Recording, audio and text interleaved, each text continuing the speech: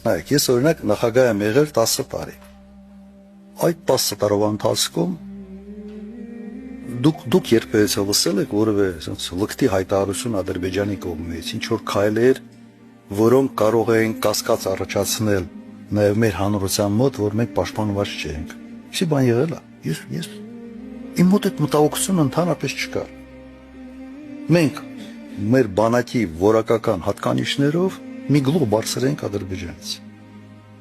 Մի տեղ ինչ որ մի անզգուշ բան էին անում, կրկնակի պատասխանը տալիս ենք։ Դուք երբեք չեք գնա, չէ՞ բժիշկի մոտ,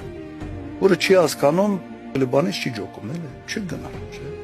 Բայց հիմա ամբողջ ժողովրդով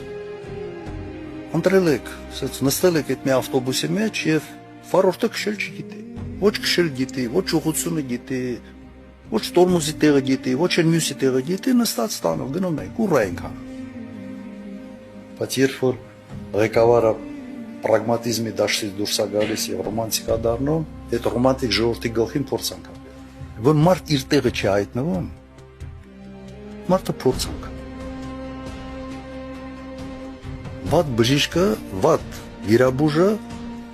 իր սեփական մեծ գերեզմանություն։ Հիմա վատ քաղաքական գործիչը, վատ ղեկավարը ինքը խնդրեմ չի իրեն համար, ինքը նորմալ։ Ինքը խնդրեմա մեզ բոլորիս համար։